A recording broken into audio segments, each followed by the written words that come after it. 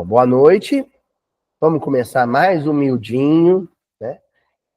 O apelido carinhoso que aqui em Minas Gerais foi dado para essa modalidade de estudo do Evangelho à luz da doutrina espírita, baseado nos princípios da doutrina espírita.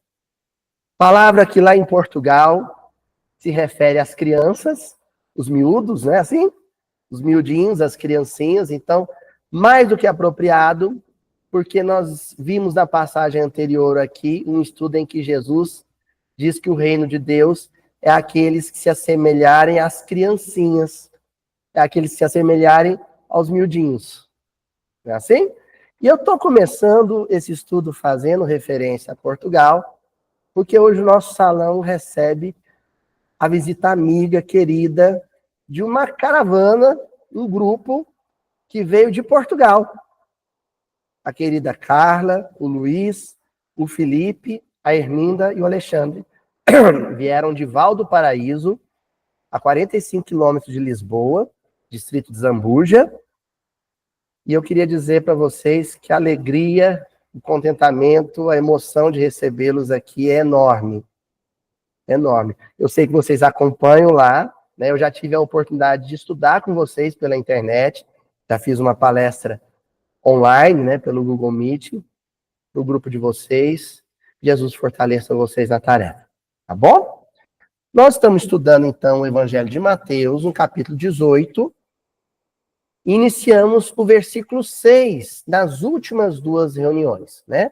O método de estudo, a metodologia de estudo, é um pouquinho diferente, por exemplo, do que vocês encontraram lá no encontro do NEP, né? A gente não faz aquele resumão de 45 minutos, né? Aqui a gente é um pouco mais vagaroso, né? O estudo é um pouco mais lento, pormenorizado. Chama miudinho porque é um estudo minucioso. A gente pega as partículas miúdas, pequeninas do versículo, para a gente compreender ele na sua profundidade. E porque essa pressa, nós permanecemos no versículo 6 do capítulo 18 de Mateus por 2 semanas. Não foi assim? Nós levamos 2 semanas, 2 reuniões, para estudar o versículo completo. Hoje a gente vai avançar o versículo 7. Vamos lembrar, então, primeiro, o que a gente viu na semana passada? Nas semanas anteriores, aliás, né? Jesus faz uma afirmativa enérgica. Faz uma afirmativa contundente. Ele diz o seguinte, Elaine: qualquer ser humano que atrapalhasse, que perturbasse a marcha do miudinho, a marcha das criancinhas, melhor seria se amarrasse ao pescoço uma mó de moinho, né, uma pedra de moinho, e fosse lançada ao mar.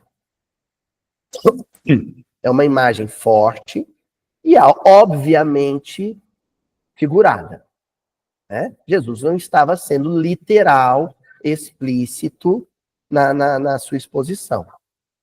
O que ele estava querendo dizer é que existe um perfil de ser humano, um formato de sociedade, um tipo humano, que é o hegemônico, que é o que impera no mundo atual, preocupado com ganhos financeiros, focado nas carreiras, todas elas, acadêmicas, políticas, né, artísticas, que se atém demasiadamente ao destaque social, ao poder perante os demais, e que é um modelo de ser humano e um modelo de sociedade que, como diríamos aqui, em Minas, deu o que tinha que dar.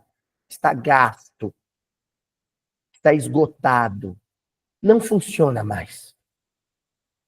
É o mesmo perfil de ser humano, o mesmo perfil de sociedade, que em nome do progresso econômico, do desenvolvimento material, foi capaz de destruir, de consumir toda a dádiva natural que Deus ofereceu ao Brasil, que Deus ofereceu a Portugal. convertendo riqueza natural em riqueza monetária, que não são a mesma coisa. Só para ilustrar um dos danos, dos prejuízos que esse formato de sociedade trouxe para as nossas próprias vidas. E que hoje nós, segundo a lei de ação e reação, numa perspectiva espiritual, apenas colhemos os frutos. Frutos amargos, frutos enfumaçados, né? Frutos de aridez, frutos de calor, só para citar um dos prejuízos desse formato. Agora, existem também os danos morais. A constituição familiar, as relações de amizade, estão todas comprometidas, prejudicadas por esse formato de sociedade. Então, nós estudamos, paralelo ao versículo principal, esse que eu já mencionei, versículo 6 do capítulo 18 de Mateus, nós estudamos também um versículo do livro de Juízes, livro do Velho Testamento, que faz menção ao Abimeleque, que é o filho do Gideão, dos juízes do Velho Testamento, que na sua ganância por dominar cidades, em uma dessas cidades, levou uma pedrada atirada por uma viúva que defendia as muralhas da cidade e desencarnou de forma violenta. De novo, uma linguagem figurada para dizer que o tipo de homem que o Abimeleque representava vai desaparecer da face da terra. E estudamos um versículo em Apocalipse que faz menção também à ruína, à destruição da cidade de Babilônia. Uma cidade que em si, hoje é só ruína, é um sítio arqueológico. Aliás, não se sabe ao certo a sua localização, mas que representa o quê? Também a sede por poder e por riqueza. Então, essa sociedade, esse mundo dos ganhos materiais, do poder político, do destaque social, é um mundo desmoronando, em ruínas, se despedaçando. Eu vou dar um exemplo que cai bem para esses tempos em que o Brasil está chegando aos 38 graus, mas os portugueses não podem nem reclamar, porque Portugal tá perto disso, né? Que é o seguinte exemplo. A sociedade economicista, a sociedade que atualmente é a sociedade dos edifícios, dos arranha-céus, a sociedade dos shopping centers, a sociedade dos carros de luxo, das joias, dos grandes imóveis. Essa sociedade, esse modelo de sociedade, é como um sorvete nas nossas mãos. Aqui a gente fala casquinha de sorvete. Uma casquinha, um cone de sorvete nas nossas mãos ao meio-dia, com sol a pino. Qual é a possibilidade das bolas de sorvete permanecerem intactas? Nenhuma. A nossa sociedade está se desmanchando. E essa é a boa nova, é a boa notícia que o Mildinho está dando, o estudo nosso está dando desde a semana passada, desde a semana retrasada. Boa notícia? Sim. Uma boa notícia. Aliás, evangelho quer dizer boa nova, boa notícia. Ou essa sociedade nos faz felizes? Somos? Nós estamos felizes, confortáveis com a sociedade em que vivemos? Pois ela tem prazo de validade e o prazo é curto. Para usar uma linguagem bíblica, retirada da boca santa de Jesus Cristo. Não vai restar, não vai permanecer pedra sobre pedra. Essa é uma ótima notícia. E nós vamos continuar hoje com as boas notícias. E a gente vai entender ao longo do estudo por que é boas notícias, por que são boas notícias, através do versículo número 7, que é o versículo da noite de hoje. Dá um golinho de água. Só um instante. Mateus capítulo 18, versículo 7. Ai do mundo por causa dos escândalos, pois há necessidade de virem os escândalos. Contudo, ai daquele homem por meio de quem vêm os escândalos. Mateus capítulo 18, versículo 7. Bom, existem dois ais. E essa expressão ai, quando ela aparece, uma expressão bem bíblica, né? Ela se refere à dor. Por razões óbvias, né? Maceta o dedo na porta do carro. O que você vai dizer? Uma onomatopeia. Ai. Não é? Uma onomatopeia. Ai. Só que existe o ai do mundo, que aqui no versículo é o ai espontâneo, é o ai natural de quem está encarnado. Você nasce, está no útero materno, quentinho, escurinho e molhado. Você não precisa fazer esforço nem para se alimentar, né? Comidinha vai direto para a barriguinha. Você respira líquido, um líquido materno, quentinho. Aí, de repente, vem um doidão vestido de branco, pega você pela cabeça, pelo ombro e te puxa lá de dentro. Aí entra pelas suas narinas um ar gelado e seco. Você nunca tinha experimentado aquela sensação. Vamos na perspectiva da encarnação presente. Aquele quentinho desaparece, é tudo frio. Quer dizer, não se tratando do Brasil de 2024, talvez na barriga da mãe estava a temperatura mais agradável. Mas enfim, você sai e a criança chora de frio, a violência do ar que entra no pulmãozinho dela, e além de tudo, aquele holofote da sala cirúrgica agredindo a vistazinha da criança. O que a criança diz? Ai, e ainda leva uma palmada no bumbum. Aí é demais, né? É o primeiro ai do encarnado. E daí, segue-se. Sentiu fome? Ai. Sentiu cólicazinha? Ai. O sonozinho? Ai. São as sensações próprias da experiência encarnatória. São os ais. Mas virão outros ais. Virão outras dores. Vai vir as enfermidades todas elas. Vai vir as perdas, né? Virão os acidentes naturais da condição do encarnado. Enfim, esse é o ai do mundo.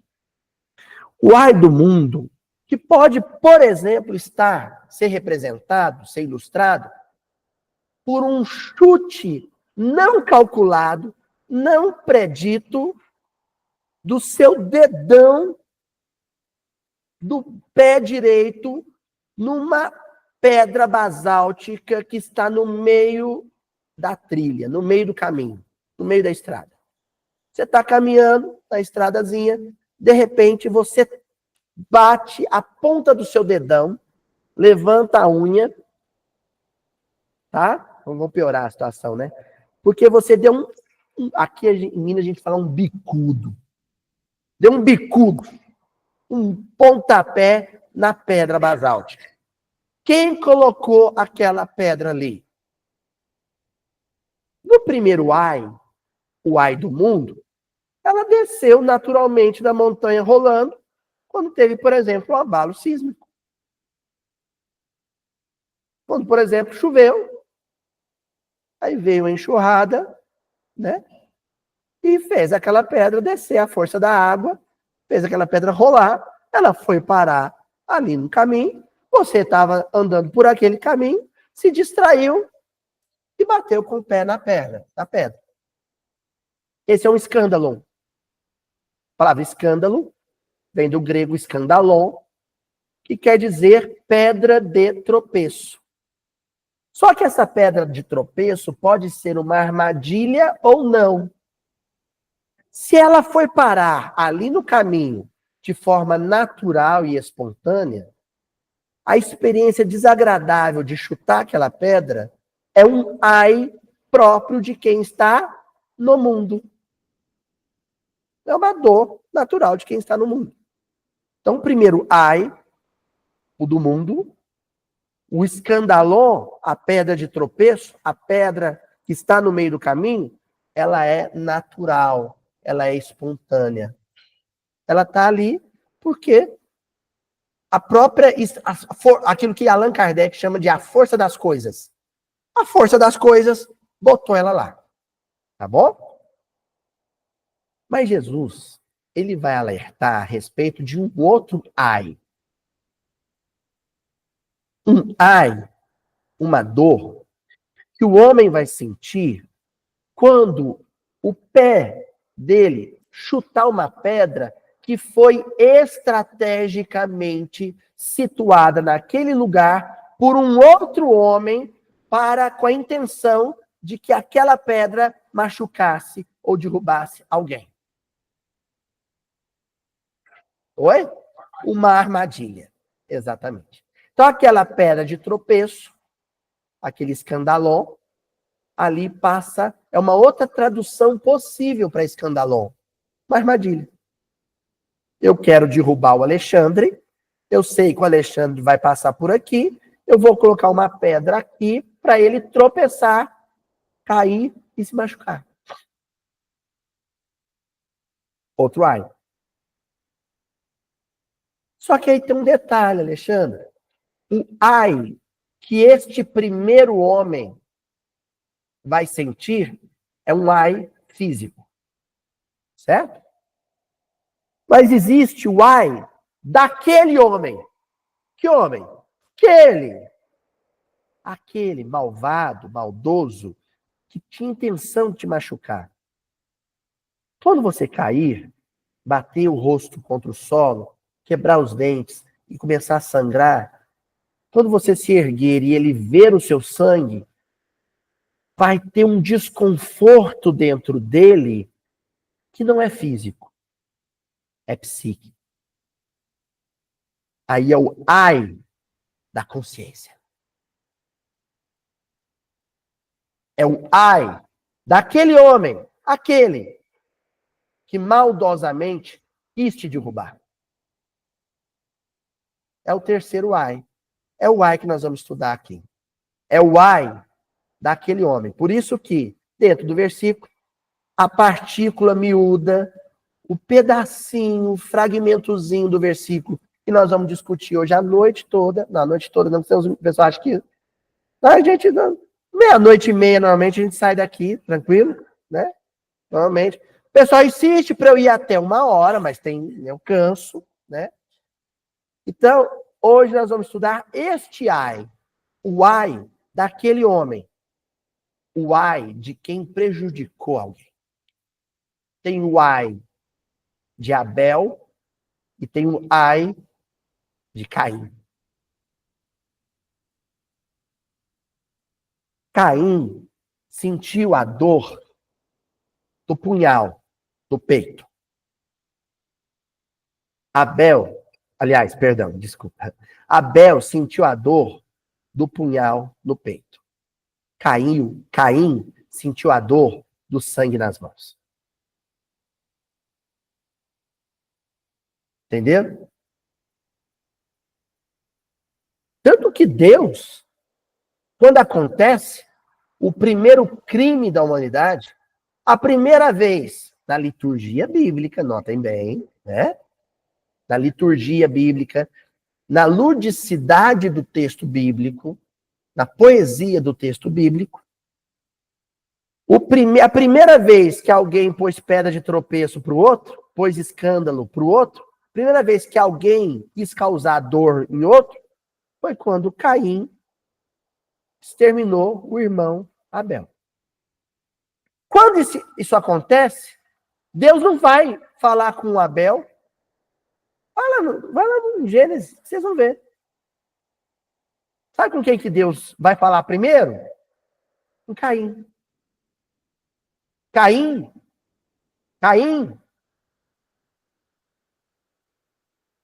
que fizeste de teu irmão Abel? Ele não fala com Abel. Mas por que que Deus foi primeiro em Caim e não em Abel, que era a vítima? Sabe por quê, Herminda?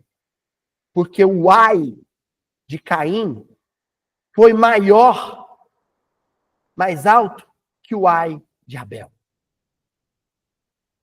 O ai de Caim compadeceu mais o coração de Deus que o ai de Abel.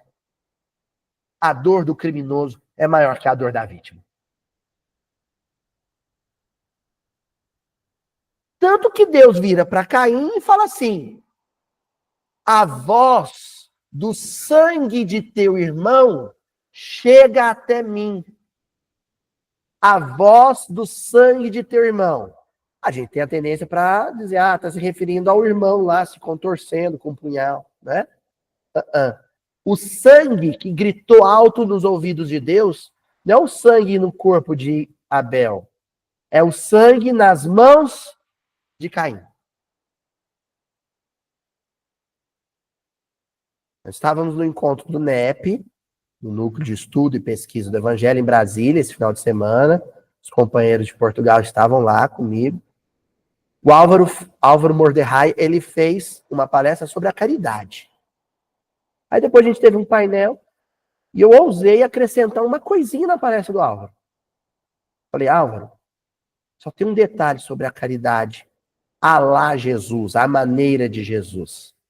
Não sei se os companheiros vão estar lembrados disso. A caridade não é uma invenção do Evangelho. A caridade não é uma invenção das pregações de Jesus. Está presente fortemente no Velho Testamento. Em que Jesus inovou? Em que ele foi original? Quando ele falou da caridade para com os criminosos. Mas é um detalhe importantíssimo da pregação de Jesus, que o movimento cristão de todas as épocas, e nisso eu incluo o movimento espírita, tem o cuidado de ignorar.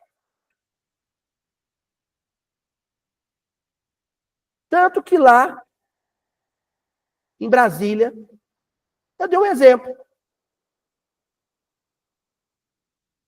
Minha mãe, outro dia, mandou uma mensagem para mim, no WhatsApp, um link de uma matéria, uma reportagem, uma entrevista com a mãe daquela criança, a Carolina Nardoni. Contextualizar os amigos de Portugal. Houve um crime hediondo praticado aqui no Brasil, em que a mãe deixava a filhinha alguns dias com o pai, o casal era separado. A criança ia passar o final de semana com o pai e a madrasta. E aí, numa dessas ocasiões, num desses finais de semana, o pai da criança, uma menininha de 5 anos, e a madrasta pegaram a criança e jogaram da janela do prédio. Para vocês, eu fiz questão de relatar o crime de novo, que é justamente essa reação da Herminda. Tem que doer, viu, Herminda? Como lá em Brasília eu pus o áudio do Chico, que é para vocês imaginarem o meu filho antes da palestra. É quem assistiu a palestra. Doeu? A cena doeu? Aí, a mãe da menina, imaginem, você é a mãe da menina, você vai lá para buscar a sua filha, e aconteceu isso. Sua filha está morta. Imaginou a dor dessa mãe? Sabe onde ela foi encontrar conforto, alívio? no coração de mãe? Numa casa espírita, no Rio de Janeiro. Centro Espírita Leon Denis. Centro Espírita espetacular, maravilhoso. E eu suspeito que é a maior casa espírita do Brasil. Espacialmente. Milhares de pessoas. Essa mãe, eu me esqueço o nome da moça, foi encontrar conforto, apoio, consolação, abraço, boa palavra no Centro Espírita Leon Denis. E ela dá uma entrevista dizendo o quanto ela agradecia ao movimento espírita, o quanto ela estava profundamente grata e emocionada com o acolhimento, o calor humano que a família espírita do Rio de Janeiro ofereceu para ela. Comovente, não é? Minha mãe ficou emocionada com essa entrevista e me mandou o link. Aí eu fiz uma pergunta pelo WhatsApp mesmo para minha mãe e cortou o barato da minha mãe. Aí eu fiz essa pergunta lá em Brasília. Como eu não me contento, eu vou fazer essa pergunta hoje aqui no Miudinho, que vai pegar mais gente. Nós estamos com quase 14 mil seguidores, então vamos repassar essa pergunta. A pergunta é a seguinte: se a gente tivesse aqui, no Grupo Espírita Eurípides Barçanufo, nessa quarta-feira à noite, e aqui pelo corredor entrasse essa porta, a mãe da menininha, como é que vocês receberiam ela? Do mesmo jeito que recebeu o Grupo Espírita Leon Denis? Abraçariam, conversariam com ela, ofereceriam o melhor lugar que assento na casa. Assim? A senhora aceita uma água? Não é assim? E se adentrasse aqui o salão, o pai da menina e a madrasta, os dois, entrassem aqui agora? Hein? Não precisa responder não, gente. Né? É só para vocês sentirem. Entendeu, Alexandre? Não sofram. Eu sei que a vontade é voar no pescoço.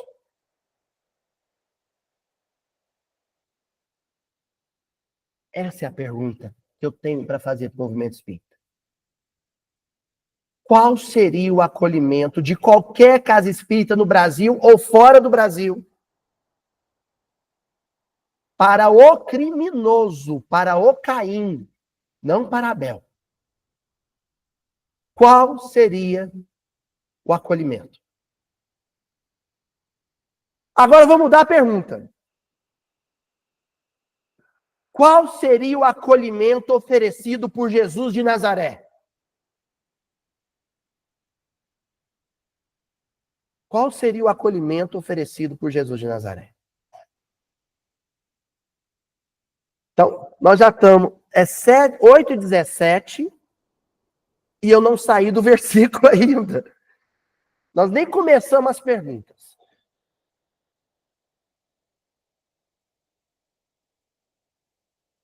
Semana eu vi uma mensagem psicografada pelo Chico, que ele descreve a preocupação, não sei se é a palavra, mas o interesse afetivo de Jesus no plano espiritual pelo socorro de Judas. Isso Humberto de Campos narra. O Cristo crucificado, cravado no madeiro. E aí Humberto de Campos vai descrever a cena espiritual.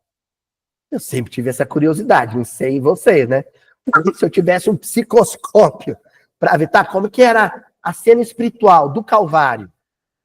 Humberto de Campos descreve que protegendo a cruz,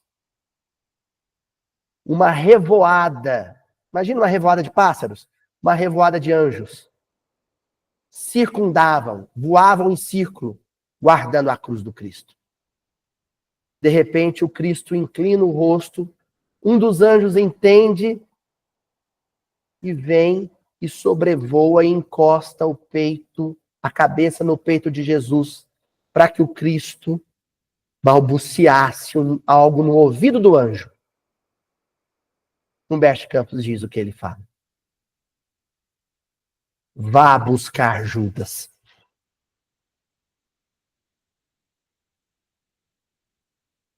Vá buscar Judas. Depois que a gente fez essa breve introdução de 20 minutos, 30, né? Agora vamos voltar no versículo? Vou ler o versículo de novo. Ai do mundo por causa dos escândalos. Ai dos pais de crianças pequenas, como a mãe da Carolina Nardoni. Porque qualquer pai de criança pequena que pode perder seu filho num crime hediondo, vítima de um assassinato. Ai do mundo. Isabela Nardoni, perdão. Acho que Carolina é o nome da mãe. Ai dos pais do mundo, que hoje, ante a criminalidade ascendente, pode perder o seu filho de 5 anos. E quem está dizendo isso é o pai de uma criança de 5 anos. Mas aí o Cristo completa o versículo. Ai do mundo por causa dos escândalos, pois há necessidade de virem os escândalos. Porque estar no mundo implica em sofrer.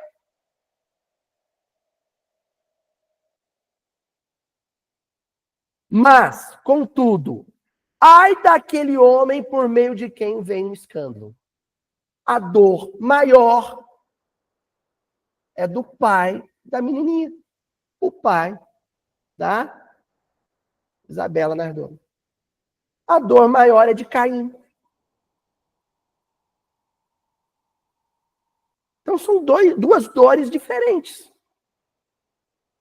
E aí essa reflexão propõe uma discussão que aqui poderia durar semanas sobre um tema que foi impecavelmente abordado por Allan Kardec e os benfeitores em O Livro dos Espíritos. O mal e o bem. 2 escândalos, 2 pedras de tropeço. Uma está ali casualmente porque a pedra rolou da montanha. Vai ferir o pé de alguém. É a dor natural de quem está no mundo. A outra foi colocada ali criminosamente para que alguém tropeçasse. Vai ferir o pé de alguém. Essa é a dor provocada intencionalmente por um outro ser humano. A dor que eu senti espontaneamente, porque simplesmente estou no mundo, não é nem o mal e nem o bem. Ela só é dor. Ela é neutra. Encarnou. Você vai desencarnar por algum motivo. Você pode engasgar com um espinho de peixe. Você pode tropeçar numa pedra e bater a cabeça. Você pode ter um câncer. Você pode cair de avião. Eu não, porque eu não subo. Aí eu falei para minha mulher, assim, de avião não desencarno. Sou teimoso. Os espíritos vão me desencarnar de qualquer coisa. De avião eu não morro. De acidente de avião eu não morro. Aí casei com ela, fui morar num prédio que era no final da pista do aeroporto. Fala, Alexandre. Foi o que ela me disse. Eu fui morar num prédio. E aí um dia eu estava lá, na janela da sala onde a gente morava, no apartamento, que eu descobri uma coisa. O avião, para pousar, ele vinha em frente ao meu prédio. Aí minha esposa falou, se ele topar com o prédio, você vai morrer de acidente de avião. O que eu fiz? Pus o apartamento à venda. Mudei. Fui morar no outro lado da cidade. Mas, enfim, mesmo que seja de avião, se não houve o dedo de outro homem, não é nem o bem, nem o mal. É uma fatalidade. É fatal. É necessário. A palavra aqui, que o Haroldo traduziu como necessidade, poderia ser traduzido como uma fatalidade. É incontornável. É inevitável. Uma inevitabilidade. Sofrer no mundo e desencarnar no mundo. Por que está no mundo? Porque o corpo é frágil. Agora, o que não é fatalidade, o que é fruto da deliberação humana, do livre-arbítrio humano, é a dor provocada.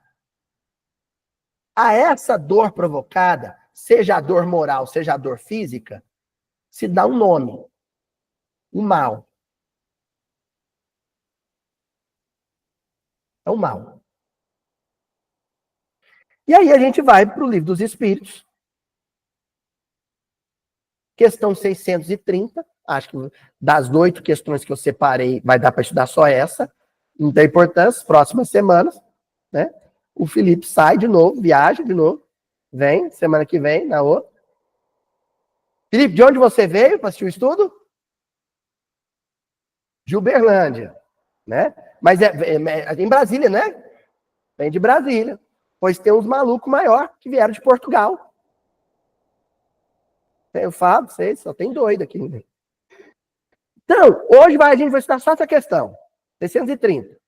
Nas próximas semanas a gente vai indo devagar, vocês acompanham pela internet. Questão 630. Como se pode distinguir o bem do mal? Como é que eu vou saber que o desencarne do meu filhinho de 5 anos foi um desencarne natural, espontâneo, neutro? Como é que eu vou saber que dessa naturalidade, dessa espontaneidade pode surgir um bem? Por exemplo, um processo kármico de resgate, de burilamento, de aperfeiçoamento das forças do coração. E como é que eu vou distinguir isso de um crime, do mal? A resposta dos espíritos é bem objetiva. O bem é tudo o que é conforme a lei de Deus. O mal é tudo que lhe é contrário. Qual é o maior mandamento da lei de Deus? A lei em síntese, qual que é? Amar a Deus e, consequentemente, amar a criação de Deus. O próximo, como a si mesmo. Causei o sofrimento a alguém, não amei esse alguém, violei a lei de Deus, é o mal. Pus a pedra no caminho, o escândalo, pus a armadilha na pedra de tropeço no caminho, intencionalmente para derrubar alguém, machucar alguém, isso é infringir a lei de Deus. Isso é o mal. E aí eles completam. Assim, fazer o bem é proceder de acordo com a lei de Deus, fazer o mal é infringi-la. Simples assim. É lacônico. Sabe? A resposta ela é seca, objetiva. Não tem volteios. Sabe? Não tem enfeite, preâmbulos, introitos. Não tem. Eles vão direto à questão. Agora eu vou fazer uma perguntinha doída. Do momento em que você acorda até o momento em que você de novo retorna para o leito para adormecer, eu estou dando desconto às 8 horas de sono. Tá? Mas nós espíritas sabemos que nós também aprontamos de madrugada. Mas da hora que você acorda, da hora que você dorme, integralmente, em 100% do tempo, você pratica a lei de Deus?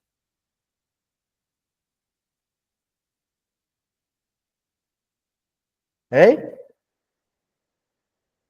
Eu vou facilitar. Vou pegar o dia, não. Vou pegar um período maior. Na última semana, nos últimos 7 dias, você passa ele em revista, vai puxando a memória. Os 7 dias você, em momento nenhum, em minuto algum, você causou sofrimento, desconforto ou prejuízo a outra pessoa?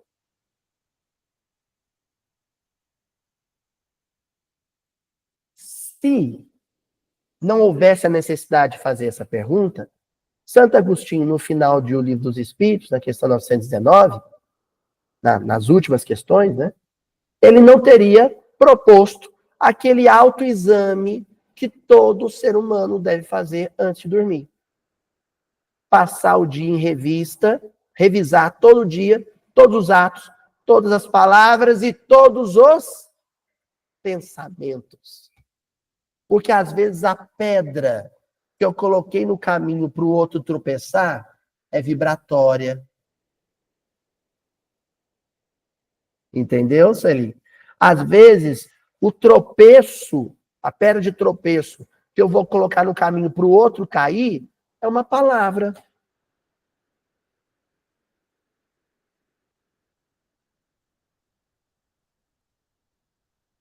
Aí a Juju foi no cabeleireiro, era aniversário de casamento nosso. Vocês sabem que eu fiz? Eu tive uma estratégia, um tiro que saiu pela culatra.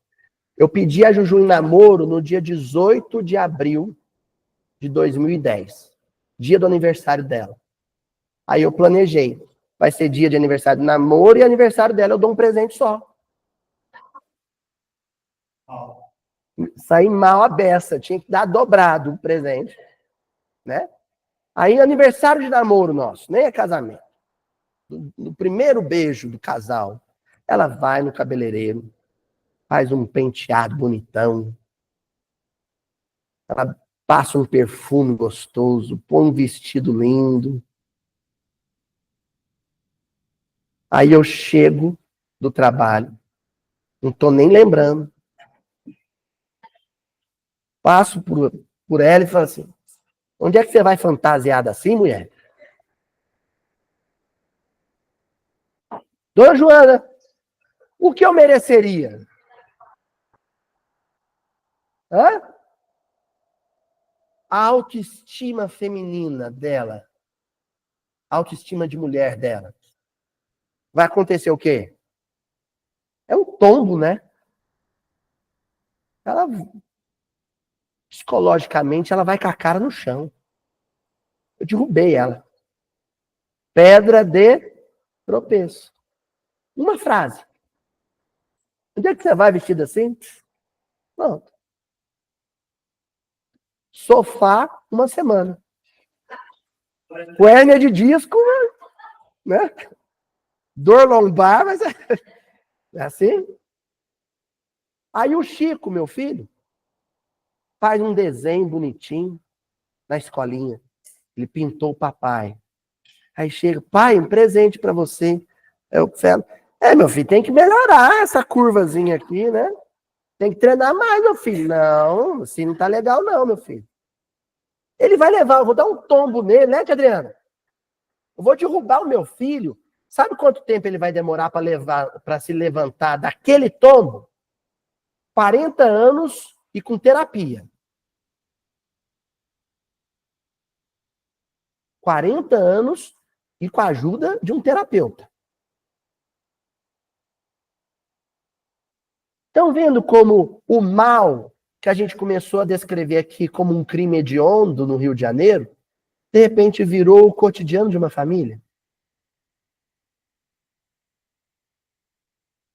Porque a criancinha dos versículos anteriores, ela representa uma sociedade onde, por exemplo, os laços afetivos entre marido e mulher, entre pai e filho, devem ser priorizados em detrimento dos impulsos de ambição e conquista material.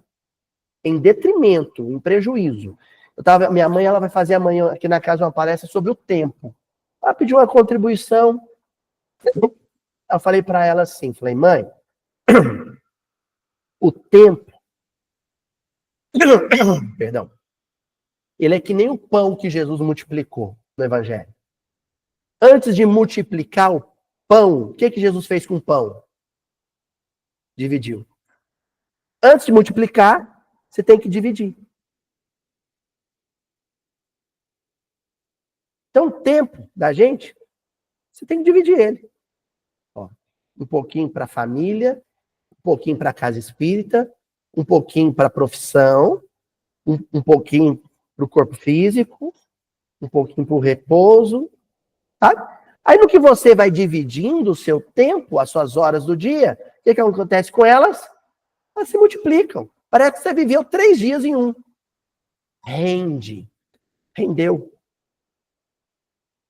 Agora, e quando você pega das 24 horas, você pega 18 e aplica tudo, entrega tudo para a profissão. E aí? Você vai ter a sensação de que isso tudo não foi suficiente. Você vai ter a sensação de que, nossa, meu tempo não rende, né? Assim que a gente fala. Eu faço e o tempo não dá, mas é porque você está dedicando tudo para uma atividade só.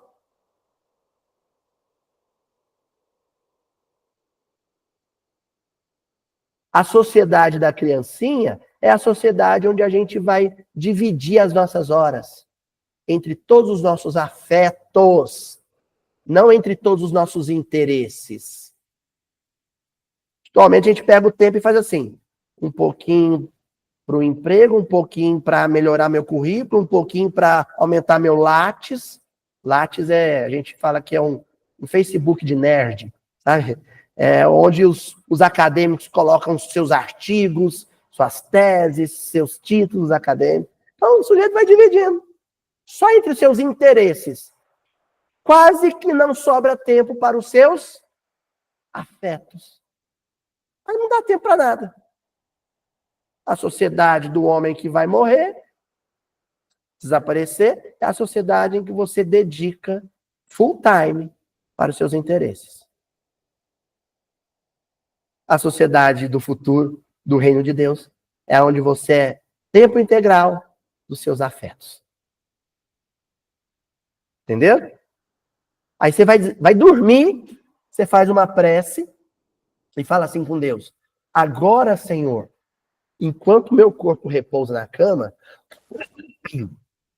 eu me coloco a serviço da espiritualidade para visitar outros tantos amigos que já desencarnaram, já demandaram a vida espiritual. Aí aquelas 8 horas se entrega para Deus também.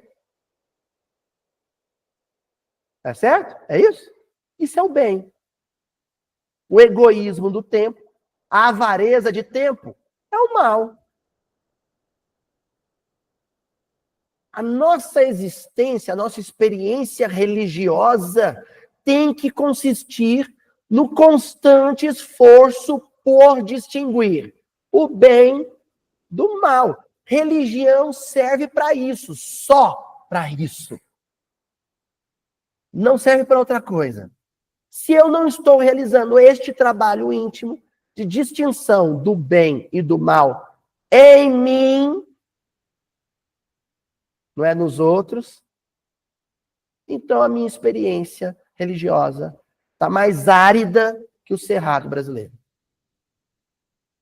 Certo? Vai dar para fazer mais uma questãozinha. Questão 631 de O Livro dos Espíritos. Tem meios, o homem, de distinguir por si mesmo o que é bem do que é mal? Acabamos de falar. Tá. O que eu falei é que isso é viver uma religião. Isso é viver a doutrina espírita. Distinguir uma coisa do outro. Agora a pergunta de Kardec mudou. E como é que a gente faz isso? Qual o instrumento? Qual a ferramenta para fazer isso? Tem que partir o queijo. Já sei disso. Tem que partir o queijo. A pergunta agora é: como? Com faca? Com a mão? Como? E aí, a resposta dos espíritos? Sim. Quando crê em Deus e o quer saber. Tem mais resposta, mas vamos parar aqui, porque aqui tem coisa demais. Crer em Deus não é acreditar na existência de Deus. É acreditar na promessa de Deus.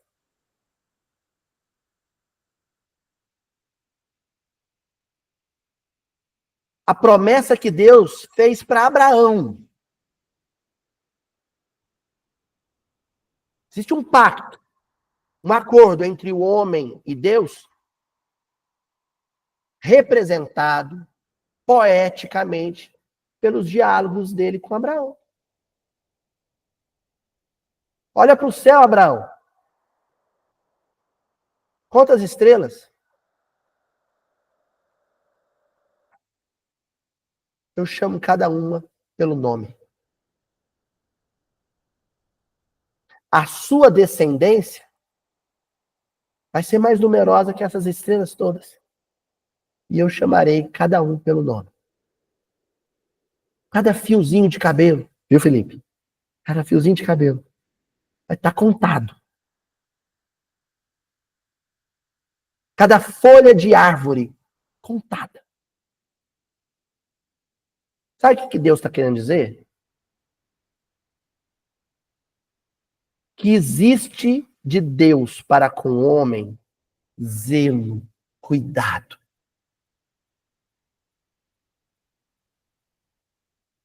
Zelo, cuidado. Ternura, carinho.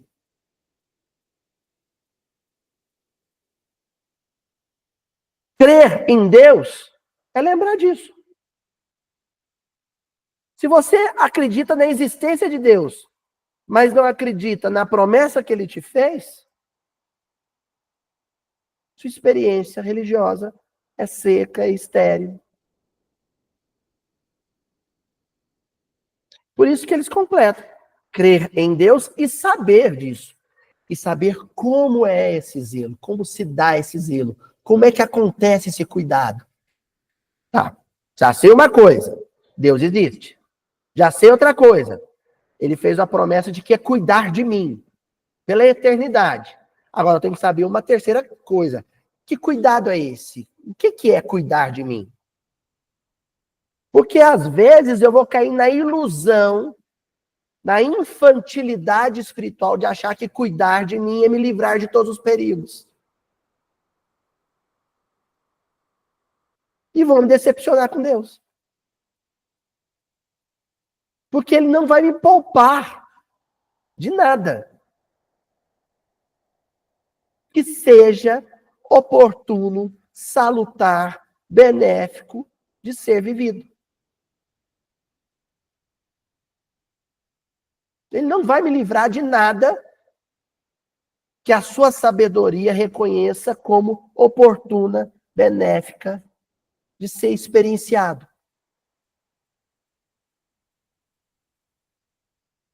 Então, quando perder aquele emprego é espiritualmente oportuno e necessário, eu vou perder aquele emprego. E aí a gente vai tirar satisfações, né? Ei, e aí? Você não ia cuidar de mim? Cadê? Tô desempregado.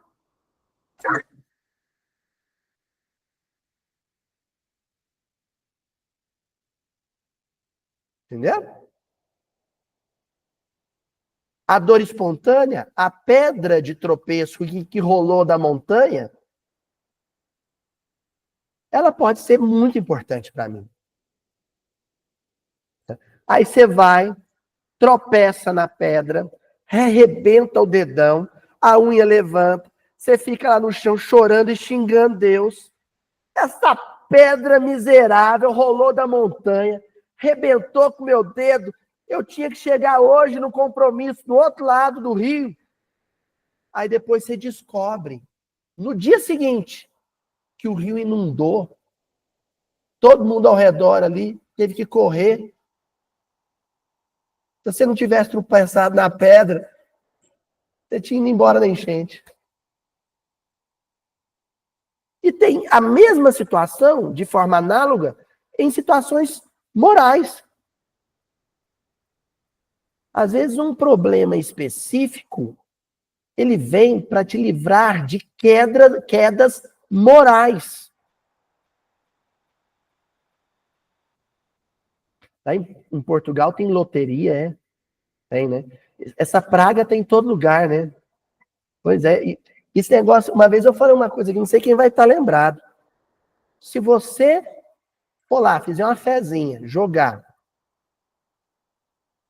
e ganhar na loteria 500 milhões de reais. Não, vamos pôr em euros, né? Euro é... Brasileiro gosta de ganhar em euro. Está cheio de brasileiro em Portugal. Aí você ganha 100 milhões de euros. Foi as trevas. Foi as sombras. Foi os espíritos malfeitores que te fez ganhar na loteria. Vamos mudar agora? Você ganhou na loteria 100 milhões de euros, estava com um bilhete, foi falar com a sua mulher, foi mostrar o bilhete, veio um vento, voou o bilhete, caiu numa poça d'água, a água levou, caiu no bueiro, foi embora o bilhete. Foi Deus.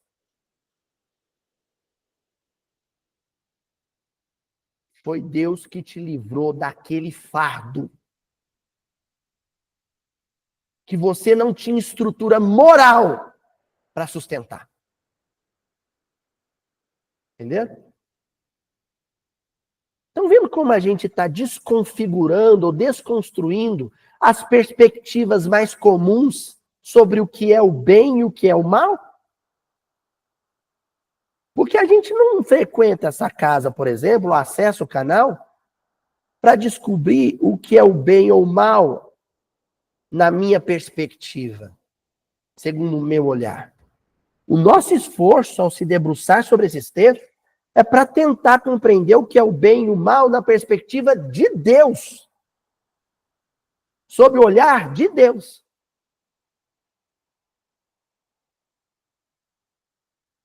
Dá tempo de mais uma. Ou mais uma. Questão 632. Estando sujeito ao erro, não pode o homem enganar-se na apreciação do bem e do mal e crer que pratica o bem quando em realidade pratica o mal? Mas vamos dizer. Se você considera o bem e o mal segundo o seu olhar, a sua perspectiva, pode ser que você esteja praticando bem, aliás, praticando mal, achando que é o bem. Não pode? Aí os espíritos recorreram ao evangelho. Há uma máxima, a chamada Immanuel Kant, o filósofo alemão, né, vai também se debruçar sobre isso. É a máxima áurea de auros, ouro. É a máxima de ouro. Jesus disse: vede o que queríeis que vos fizessem e não vos fizessem. Tudo se resume nisso. Não vos enganareis. O que eu não gostaria de sofrer, eu não vou impor ao outro. Olha, impor ao outro. Eu não gostaria de sofrer o câncer. Estou sofrendo. Nós estamos falando de impor ao outro. Então, por exemplo, o câncer que a população de Hiroshima sofreu nos anos subsequentes à explosão da bomba atômica, esse câncer foi imposto por um exército, pelas Forças Armadas norte-americanas. Então tem um autor. Resultado, pelas décadas seguintes, toda a nação norte-americana viveu apavorada com medo de um ataque nuclear durante a Guerra Fria. Olha só. Que ironia histórica. Muita gente caiu a ficha. Olha, nós não deveríamos, e aí eu estou dizendo nós, porque não é só o soldado que apertou o botão, né? Não é só o piloto lá do Enola Gay, do avião.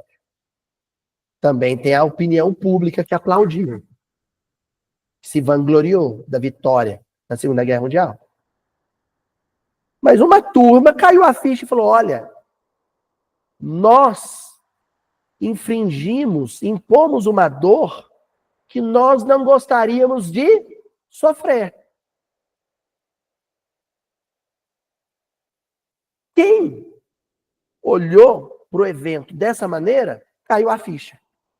Descobriu a máxima áurea. Entendeu? Eu não posso impor ao outro um sofrimento que eu não gostaria de viver. Ou seja, esse sofrimento só pode acontecer se ele não tiver origem humana. Se ele não tiver autor humano. A fome é uma experiência que você pode viver sob cataclisma.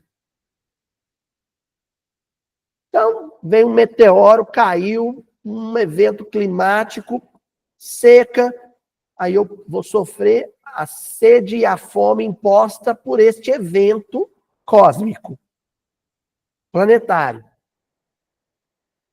A dor, o primeiro ai, o ai do mundo. O ai de quem está no mundo. Normal. Mas aí eu sofro a fome imposta por uma estrutura social que concentra conforto nas mãos de uns e priva de conforto outros. Essa fome é o escândalo do mundo natural ou o escândalo imposto por alguns homens? Ai daquele que provocar este escândalo. Entenderam? Versículo agora?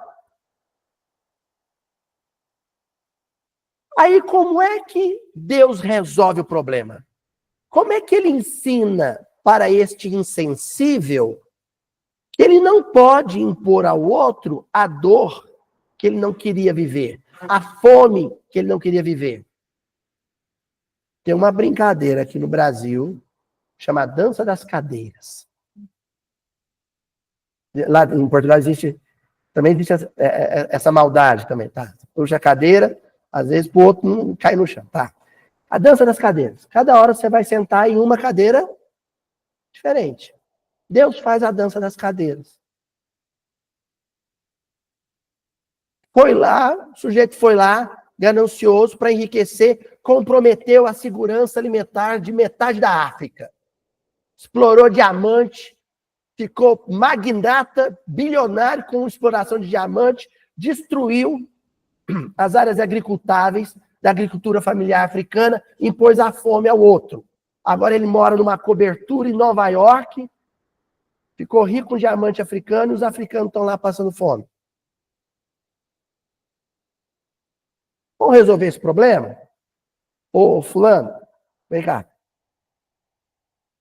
Desencarna. Desencarnou. Lá na cobertura, na Quinta Avenida, sei lá, lugar chique em Nova York, lá. Desencarnou lá. Igual o pessoal da África. Não sei quem já leu Hamlet. Ou já assistiu, teve o privilégio de assistir a encenação de Hamlet. Nossa Senhora, é meu sonho. Mas eu já li o Hamlet. E tem uma cena no Hamlet, assim, que é uma das mais impactantes. De vez em quando eu vou lá, pego o livro e leio de novo.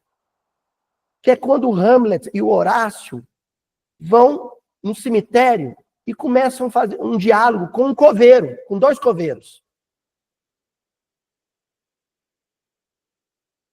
E aí, o coveiro, ele vai perguntando coisas pro coveiro. Né? Um corpo que vier para cá demora quanto tempo para ficar caveira desse jeito, assim? Esqueletinho. Aí o coveiro, o coveiro fala, se não for um curtidor de couro, que mexe com um produto químico e a pele fica mais grossa, uns 8, 9 anos. Fica desse jeitinho aqui. Aí o coveiro tá lá, esvaziando uma cova para enterrar outra. Né? Aí vai tirando.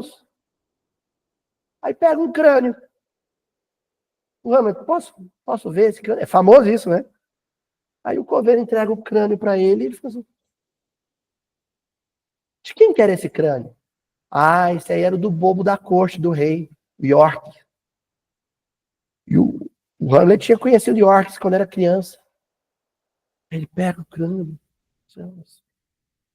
Nesse crânio tinha uns lábios que tantas vezes me beijaram. Eu brinquei muitas vezes nas costas dele.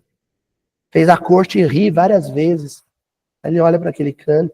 Aí ele vira para o Horácio e fala assim para o Horácio. Horácio, O Alexandre, o Grande, Alexandre o Magno, o Alexandre da Macedônia, que dominou o mundo conhecido da época, depois que ele morreu com 33 anos, curiosamente com 33 anos, ele ficou assim também, é?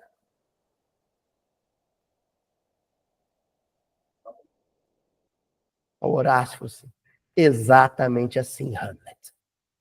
É exatamente assim, meu príncipe.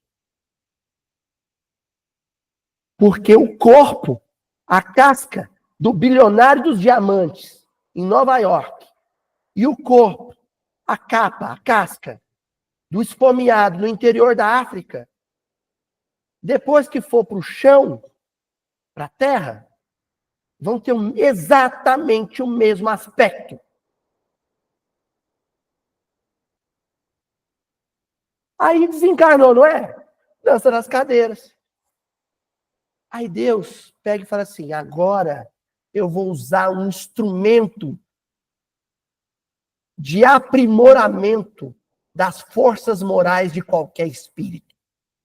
Reencarnação. Bilionário, você vai reencarnar, filho de uma africana, e vai tentar produzir milho, produzir comida na terra que um dia você degradou. E vai passar uma existência inteira e não vai desencarnar a criança. Porque eu quero que você fique lá muito tempo. Mas como a principal ferramenta de burilamento não é a dor, ela é uma das ferramentas. A principal ferramenta é o amor. O que vai modificar esse bilionário reencarnar na África não vai ser a dor da fome. Vai ser a emoção de quando um daqueles africanos a quem ele impôs a fome partir o próprio alimento, pegar a própria cuia com chima, com fubá, e falar, toma aqui, amigo, come comigo.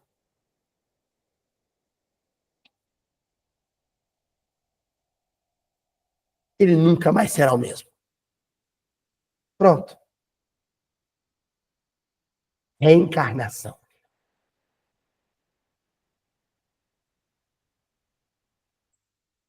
Aí depois pode reencarnar bilionário de novo, em família de bilionário. Que vai ser desses bilionários excêntricos que pegam o patrimônio da família e distribuem entre os pobres. E ninguém entende. Ele enlouqueceu, né? Maluco. Não, não é maluco, não. Ele apenas aprendeu com uma experiência dolorosa. Tá bom? Vamos encerrar por aqui. A gente continua semana que vem. Os nossos amigos de Portugal vão acompanhar de longe. Felipe e a família vai acompanhar de longe. Certo? Queria que semana que vem, no outro, esse episódio já sai. Tá certo?